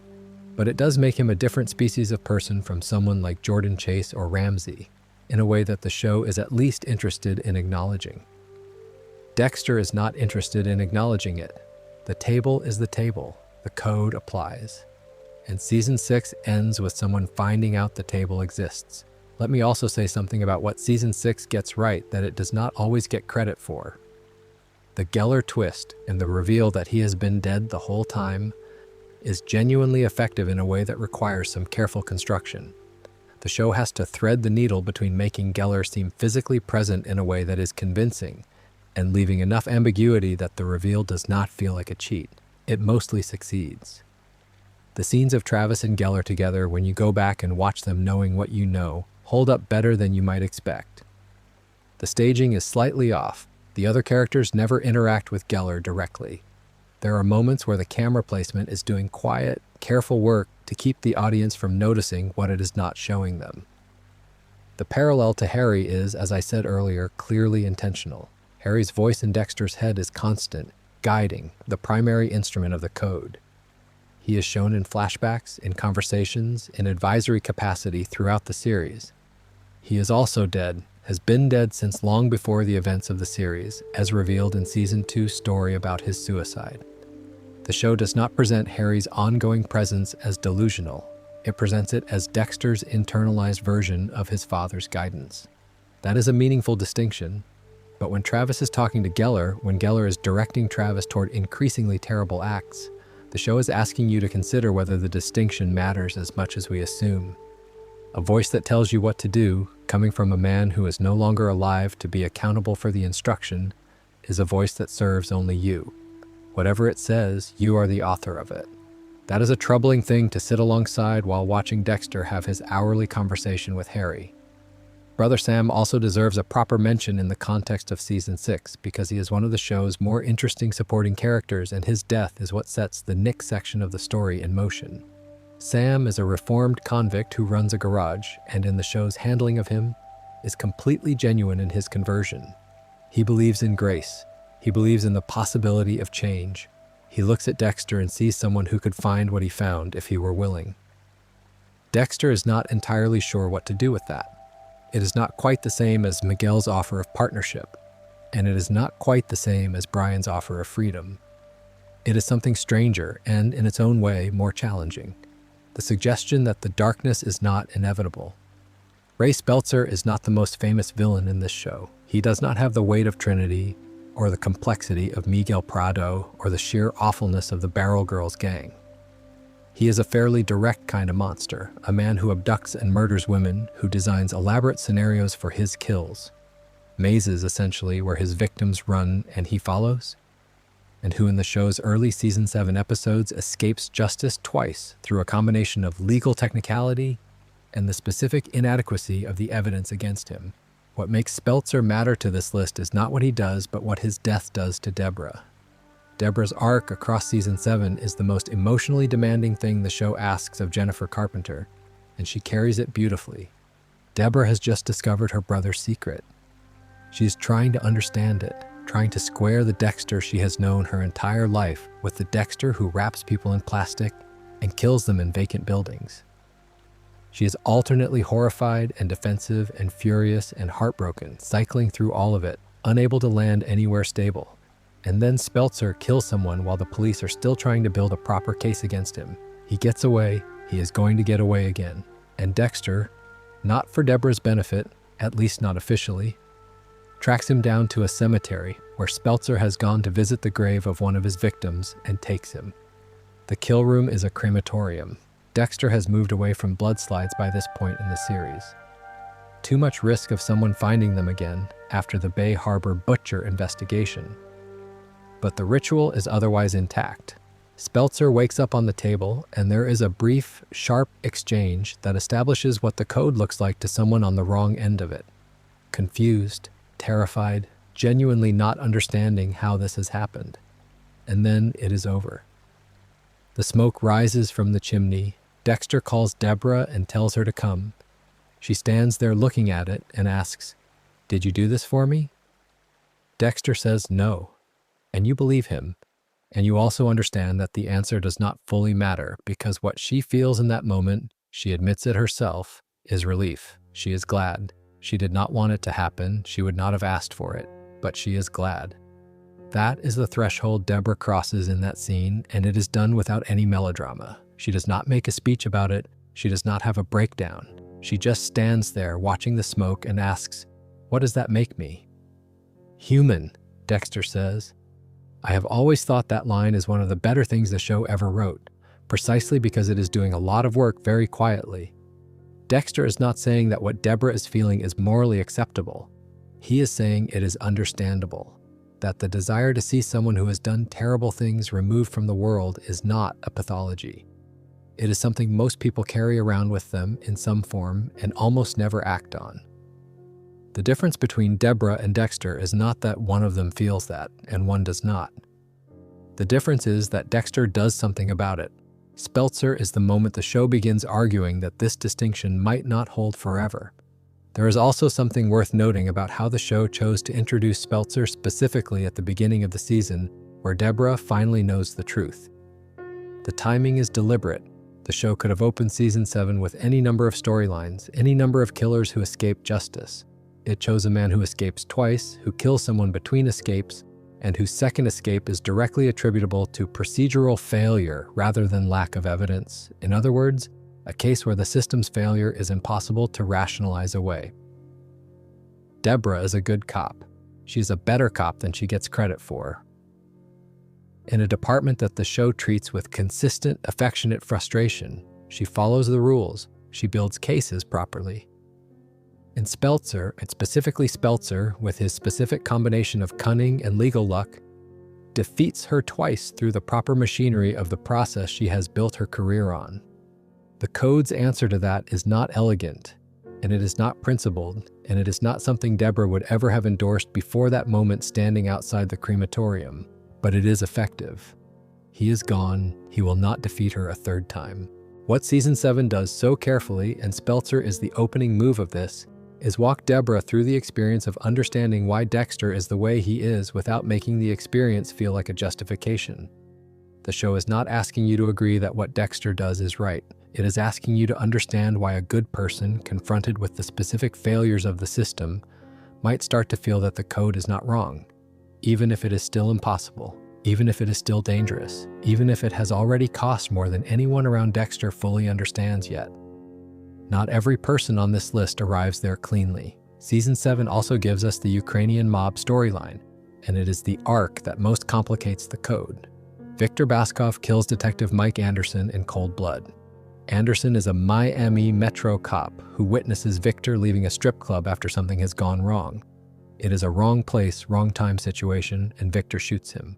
This is a clear code qualifier, a killer who has committed a recent murder and will presumably go on killing. Dexter tracks Viktor down and handles it. The complication is Izak Sirko. Viktor was not just a Koshka Brotherhood enforcer, he was, as Season 7 gradually reveals, someone Isaac loved. Izak Sirko, played by Ray Stevenson, is one of the more extraordinary supporting characters the show produced in its later seasons, a man of genuine intelligence and considerable menace, who is also capable of a kind of grief that does not fit the usual parameters of his role. He loved Viktor. Viktor is dead because of Dexter, and Isaac commits himself entirely to finding out what happened and why, and then to making Dexter understand the cost. The tension in the Sirko storyline is that Dexter and Isaac develop a kind of mutual recognition. They are both men who understand violence professionally, who operate within self-constructed ethical frameworks, who are capable of genuine feeling within lives that most people would consider beyond the pale. There is a conversation they have, genuinely one of the more interesting pieces of dialogue in the show's later seasons, where each of them speaks more honestly than they speak with almost anyone else. Isaac is eventually killed by the Koshka Brotherhood itself, not by Dexter. He has outlived his usefulness to them, and the mob is ultimately a simpler system than either he or Dexter operates within. He dies knowing that Dexter is the best opponent he has ever had, which is a strange thing to die knowing, but it is something. Viktor absolutely belonged on the list. Isaac is harder. He is a killer. He has done things that would qualify him by any reasonable application of the code. And yet the show treats him as too complex to reduce to that, and I think it is right to do so. Not every person in the show's world who is capable of violence deserves the table. Some of them are just unfortunate and complicated, and operating in a world where the options available to them were never good. The Isaac storyline is the show's most sustained examination of what happens when the code runs up against something it was not designed to address. A person who does not fit into either the innocent victim or the unambiguous monster category. Dexter does not always know what to do with those people. Neither does the code. Let me say one more thing about Viktor because his placement in the story is interesting. Viktor's kill, the one that starts the whole Koshka Brotherhood arc, is committed to cover his own tracks after Viktor kills Detective Anderson. Dexter kills Viktor not because Viktor is a serial murderer who has slipped through the justice system, but because Viktor is about to become an inconvenient complication to Dexter's ongoing operation. That is a meaningful distinction. The code as written does not sanction it. Dexter applies the code's logic retroactively. Viktor is a killer, Viktor would presumably kill again, therefore Viktor qualifies. But the honest reading is that this is a code kill that serves Dexter's interests and the code standards simultaneously, and the serving of Dexter's interests was the primary driver. The show does not dwell on this, it moves past it with the efficiency it uses for most of Dexter's more self-serving decisions. But it is there in the mechanics of the storyline for anyone who wants to look at it. Izak Sirko looks at it. That is part of what makes him such an interesting antagonist. He has done the full accounting of what Dexter actually is, not just the code-compliant version. He is not deceived by the framework.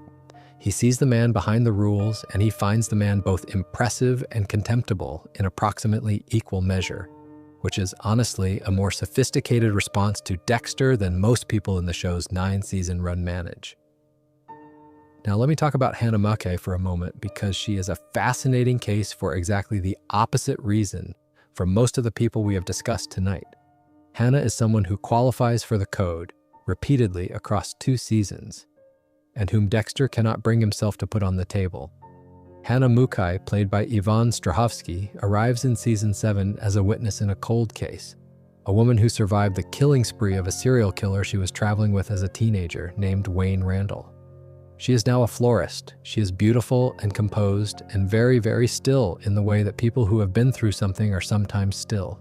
Dexter investigates her, builds the case against her, confirms that she has killed since Randall, a counselor, a colleague, her own husband, and brings her to the table. And then he does not kill her. He falls for her instead. The show is doing something quite deliberate here. Hannah is, by the letter of the code, exactly the kind of person the code was built for. A confirmed killer who has not been held accountable by the justice system, who has used poison, a clean, deniable method, to remove people from her life with a precision that suggests both planning and comfort. She is not out of control. She is not random. She kills when it solves a problem, and the solving is efficient. And Dexter recognizes something in her, the same quality he has always recognized in himself, the absence of the ordinary architecture of guilt. She does not lie awake at night. She does not perform remorse. She simply moves forward. The relationship between Dexter and Hannah is one of the more honestly observed romantic storylines in the series, because it is built on accurate recognition rather than projection. They see each other clearly. They do not make each other into something they are not. And within the specific confines of what they are, two people who have both killed, both hidden it, both constructed surfaces for the world that do not reflect the interior. It functions. It works in a way that Dexter's relationship with Rita, for all its genuine warmth, never quite managed. The code problem is obvious, and the show does not try to resolve it. Dexter sets Hannah free from the table, which is a code violation, and he knows it. He later turns her in to the police, which produces a brief window of her being arrested and then escaping, which is one of the show's more convenient plot mechanisms. She reappears in Season 8, where she has been living in hiding, and the plan that ends Season 8 is for Dexter, Harrison, and Hannah to flee to Argentina together. They don't all make it, but Hannah and Harrison do. Hannah belongs on this list in the sense that the code says she does. She is a killer who walked free, and yet she is also the closest thing Dexter ever found to an equal. Someone he did not have to perform for, did not have to manage around, did not have to protect from the knowledge of what he was. That is not a small thing. I have always thought the Hannah storyline is the show's most honest examination of the code's limits as a personal ethic. The code tells Dexter what is right. His feelings about Hannah tell him something else. And for the first and arguably only time in the series, he chooses his feelings over the code, and it does not immediately produce a catastrophe. That is not, strictly speaking, an endorsement of what he did. She has killed people. She should, by any reasonable standard, face some form of accountability. But it is the show acknowledging that the code was never really neutral, was never a pure algorithm, was always being run by a person with preferences and needs and blind spots. Hannah Mukai is the blind spot the code cannot see. And Dexter knows it and cannot fix it and does not, in the end, want to. Before we get into Season 8 and its central villain, let me take a moment with Dr. Evelyn Vogel, because she matters enormously to understanding Oliver Esaksun. Vogel is a neuropsychiatrist who arrives in Miami in Season 8 and reveals that she helped Harry Morgan design the code. She is the architect, in a sense, of everything Dexter has been running for his entire adult life. She is played by Charlotte Rampling with a calm and precision that suits someone who has spent decades thinking carefully about psychopaths in clinical and theoretical terms. She believes psychopaths are not a mistake of nature, but a specific and necessary adaptation. Alpha predators, she calls them, who help the species survive. Dexter is, understandably, uncertain how to feel about this. The brain surgeon is the season's central case, a killer who removes sections of his victim's anterior insular cortex and leaves them outside for Dexter and Vogel to find. The implication, which the show develops slowly, is that this person knows about Vogel's work, knows about Dexter, and is communicating through the crime scenes. The eventual reveal: the brain surgeon is Daniel Vogel, Evelyn's son. Eklever Saksun, as he has been calling himself, was institutionalized as a young man for violent behavior, escaped that institution, and has spent time building toward this. His motivation is not abstract. He wants to take from his mother the thing she has given to Dexter instead of him. Saxon kills Dr. Vogel. He kills her in her own kitchen, which is brutal in a way that goes beyond the usual serial killer set pieces. Because Vogel is the person who built the framework that Dexter lives by. She is the show's closest thing to an architect's ghost-made flesh. Saxon removes her before anyone has fully processed what she was. And then he shoots Deborah.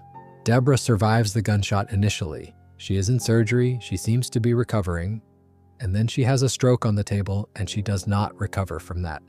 Saxon's death comes in an interrogation room at Miami Metro. He is in custody. Dexter is in the building. Dexter kills him with a pen. A specific, efficient, completely unambiguous decision to do what needs to be done regardless of the context, and then sits back and waits for the security camera footage to be reviewed. The footage is reviewed. It is ruled self-defense, and Dexter walks out of the building. He then goes to the hospital, where Deborah is on life support, with no brain function remaining. He disconnects her, carries her body to his boat, buries her at sea, and drives his boat into a hurricane. Saxon belongs on the list clearly and without complication. He is a killer who built toward a specific target out of specific resentment, and he killed and wounded people who deserved none of it. His death is perhaps the most emotionally uncomplicated thing in Season 8, which is otherwise one of the more complicated seasons the show produced. What is complicated is everything around it: the pen, the security footage, the fact that Dexter does this openly in a police building, seemingly without caring anymore about the code's primary operational requirement, which is concealment. By this point in the series, it almost reads as exhaustion, like a man who has been running a very precise and very demanding system for 20 years and has simply run out of the energy required to keep it invisible. Saxon is the last person on Dexter's formal list. Everything that comes after is a different kind of reckoning.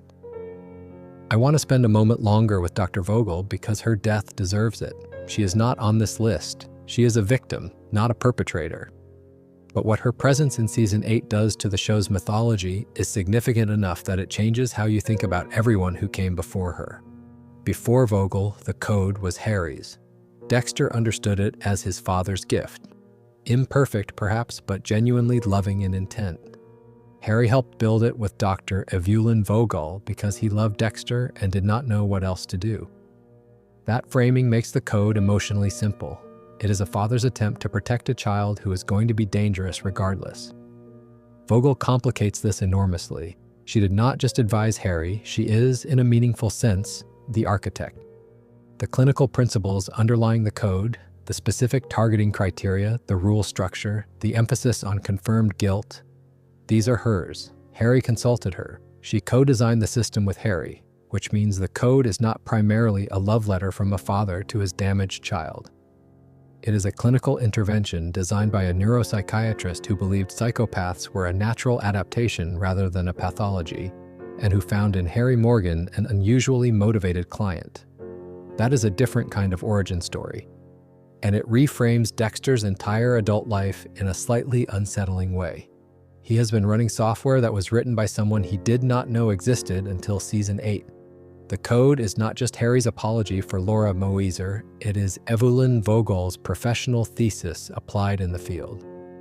This does not make the code wrong, but it makes it less personal and therefore more impersonal and therefore more amenable to the question of whether Dexter is an ethical actor or simply a well-programmed one.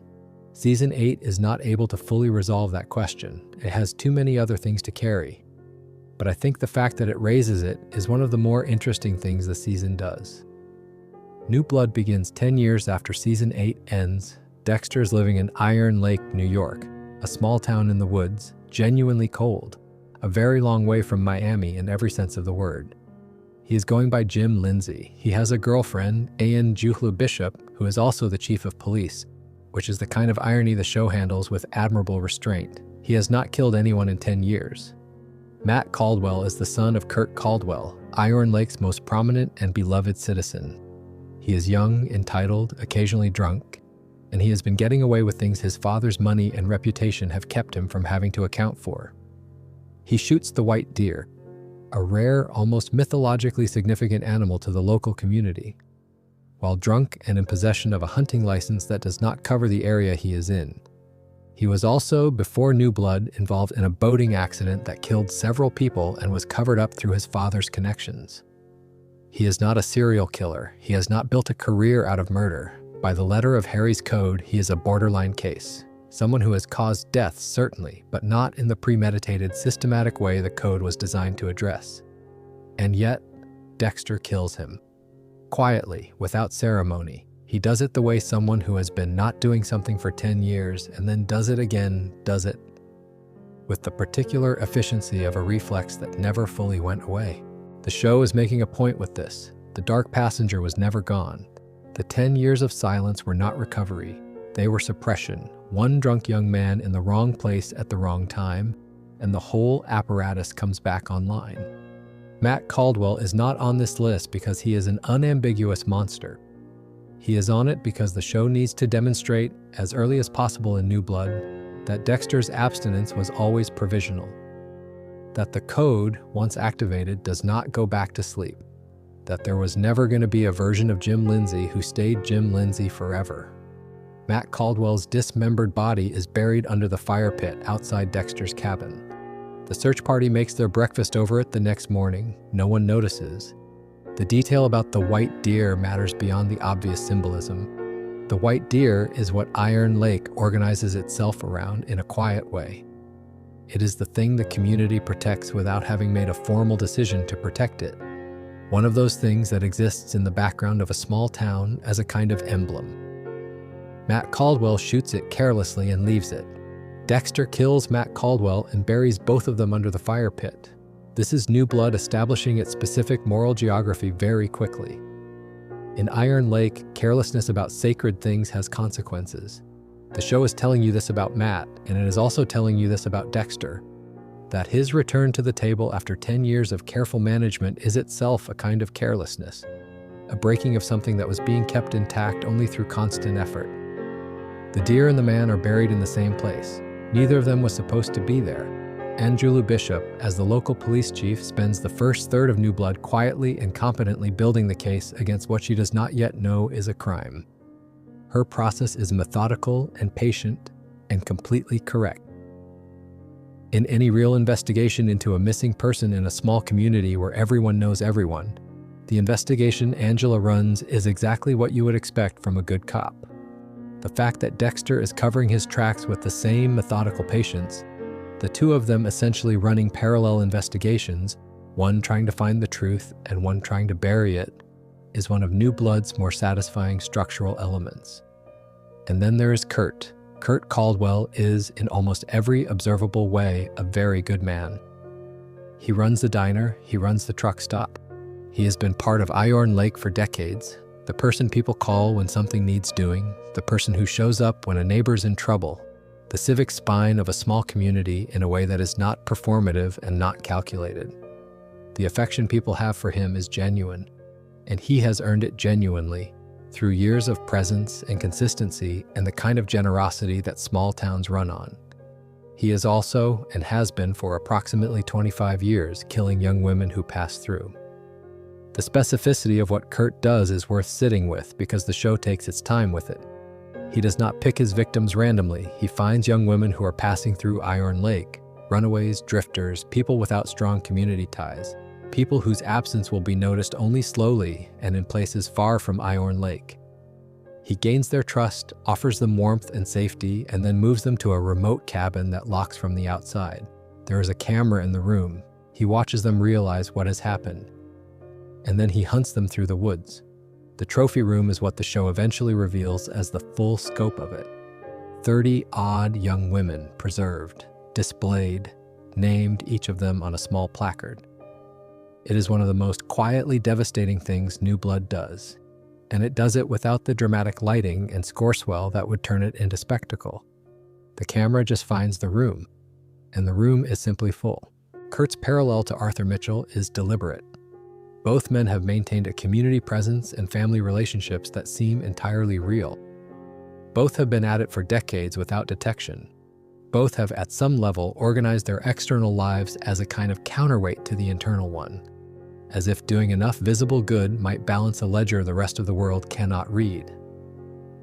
The parallel that New Blood is more interested in, though, is between Kurt and Dexter, because Kurt is a father.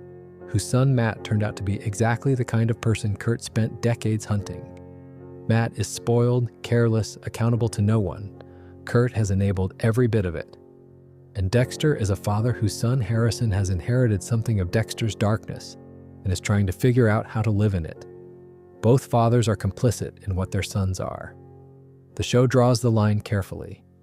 Dexter's darkness was imposed on him from the shipping container forward. Kurt's is his own. But the shape of the fatherhood problem is similar enough to be uncomfortable. Harrison watches Kurt die. He stands in the underground trophy room while Dexter does what Dexter does, and then he looks at the bodies preserved in the room and goes outside to get some air. Later, he says that Dexter has saved thousands of lives, and he means it, and it is both true and not the whole picture, which is the show's position on the code, summarized in one line from a 19-year-old. The incinerator is efficient. Kurt will look like he packed his bags and ran. Iron Lake will wonder what happened to him, and eventually it will stop wondering, and the diner will still be there, and the truck stop will still be there, and the placard named women in the trophy room will have received, at the very end, the specific and inadequate form of acknowledgement that is available to them.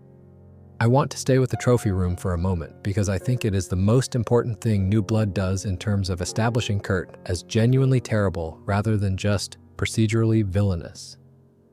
A lot of the show's antagonists across its run are terrible in ways that the audience processes through the plot, through what they do to named characters, to people the audience has invested in. Trinity's horror is most acute when it intersects with Rita. The Barrel Girls gang's horror is most acute through Lumen. The Ice Truck Killer's horror lands hardest through the threat to Deborah. Kurt's horror lands differently and more quietly because of who is in that room. They are not named characters, they are young women who were passing through, who no one in Iron Lake particularly noticed, whose absence was registered somewhere else and never fully resolved. They are names on small placards in a private room in a remote cabin. Dexter, New Blood, explicitly dramatizes several of the deaths of Kurt's victims. It shows you the result, preserved with the same care that a collector brings to things they value, and asks you to sit with the specific obscenity of that. That is a different kind of horror from what the show usually produces. It is not kinetic, it is still, and it is harder to shake, I think, because stillness in the presence of this kind of thing is more honest than dramatics would be. Kurt's relationship with Harrison is another element that New Blood manages carefully.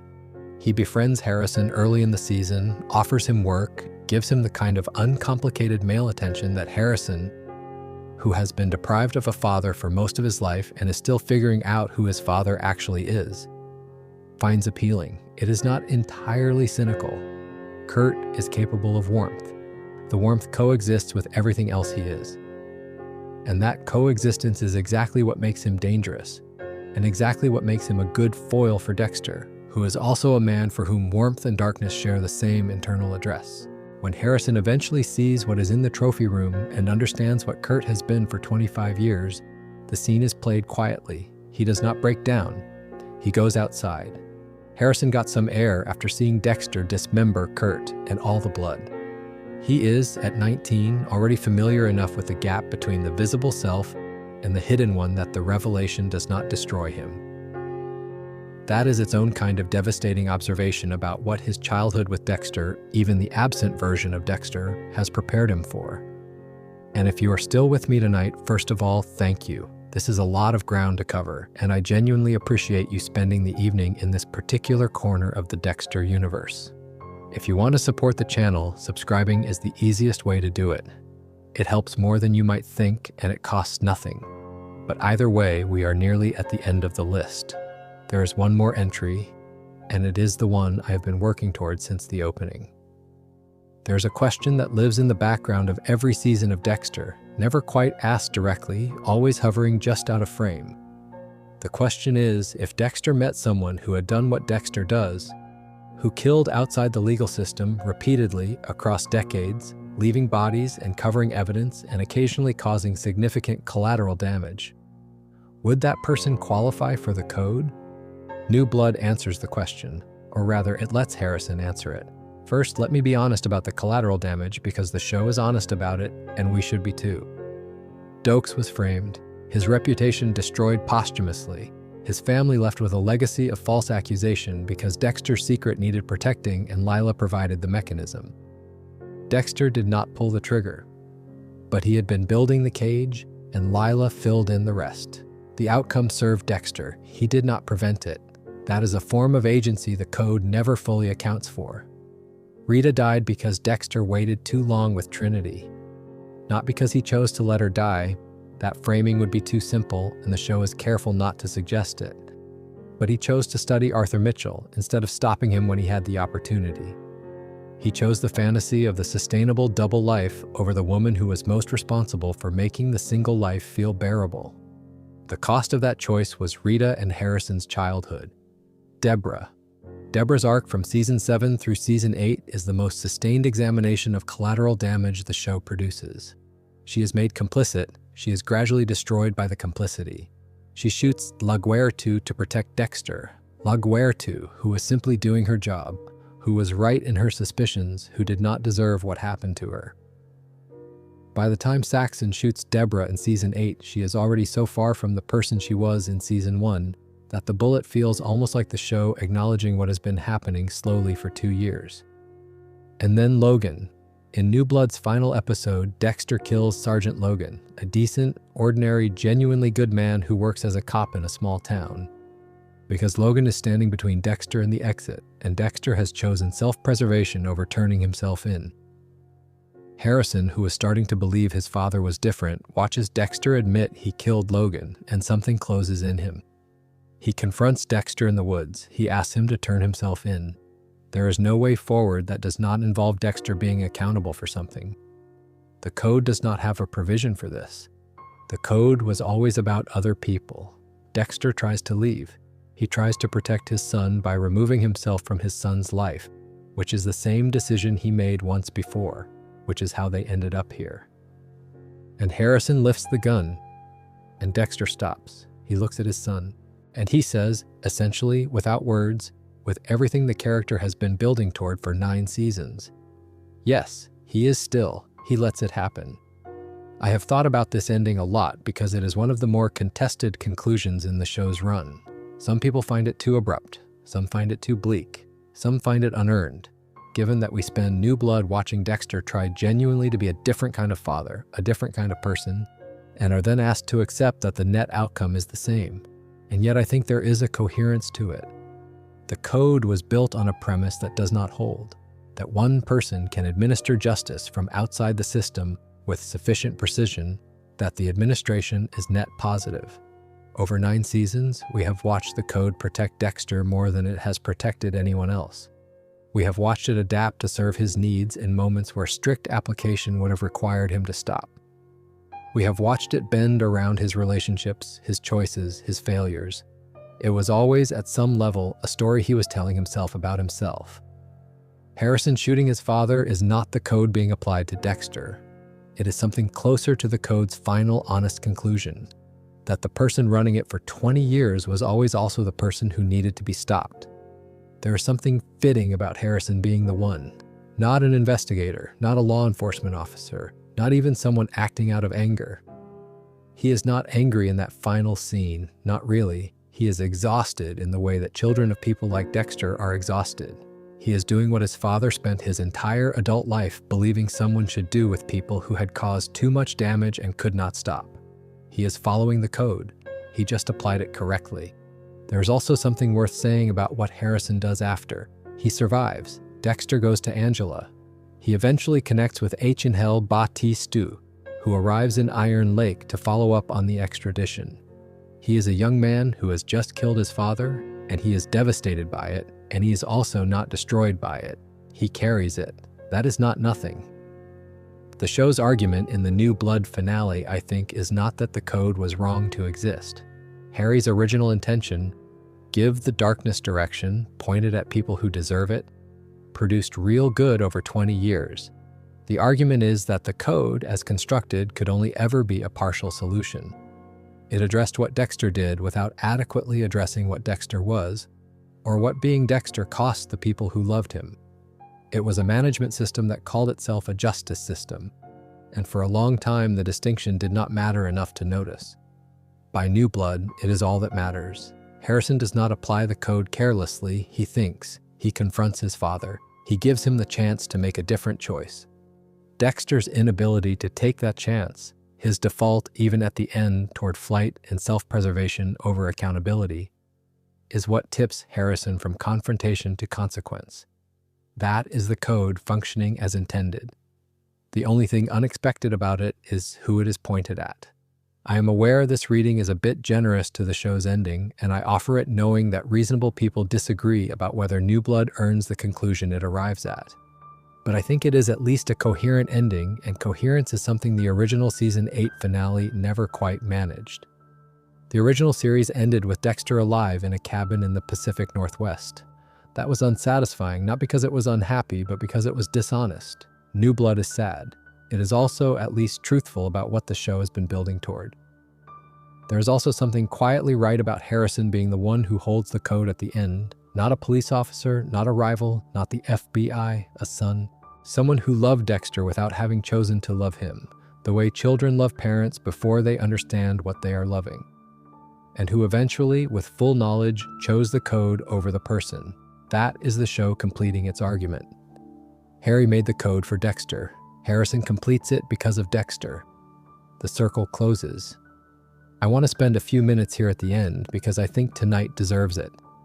We have covered a lot of people. Some of them were easy. The choir director in the pilot, the drunk driver, the men who ran the Barrel Girls operation. People the show presented with a clarity of guilt that did not require you to do much moral work. Some of them were harder. Miguel, who was a real friend before he became a threat. Brian, who was family. Isaac, who was intelligent and grieving and operating in a world where better options were not available to him. And some of them were tragic in the specific way that results from other people's choices rather than their own. Deborah, who was collateral. Dokes, who was right. Rita, who was simply there. What I keep coming back to, thinking about this list as a whole, is the question of what the code was actually for. Harry built it for Dexter. He built it out of love, out of pragmatism, out of the specific circumstances of a specific child who had seen a specific horror. He built it to give the darkness direction, to make it useful rather than random. But the code was never really a system of justice. It was a system of management. It managed Dexter's impulses and pointed them at people who were, by a reasonable standard, deserving. And for a while, for several seasons, it worked well enough that you could almost believe it was the same thing. The difference between management and justice is this. Justice is for the victim. Management is for the person doing the managing. Harry's code did real good over 20 years. It removed people who would have gone on killing. It gave survivors like Lumen a chance to finish something that could not be finished any other way. It kept Dexter functional in a world that would have destroyed him without it. And it also destroyed Dokes. It destroyed Rita. It destroyed Deborah slowly over 2 seasons.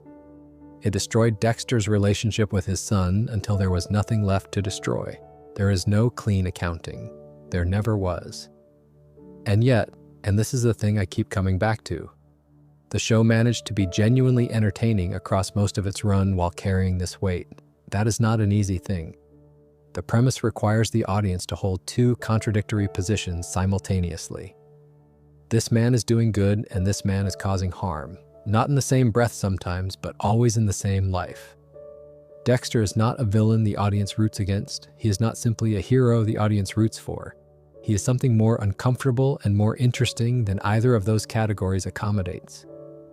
The people on tonight's list, from Mike Donovan to Kurt Caldwell, from Brian Moiser to Dexter himself, are the architecture of that discomfort. Each one asks you to examine your own relationship to the idea of justice. Not the official kind, the kind with courtrooms and procedures and the presumption of innocence. The older, quieter kind. The kind that says some people have done things for which there is no adequate institutional response. And the absence of an adequate institutional response is itself a kind of injustice.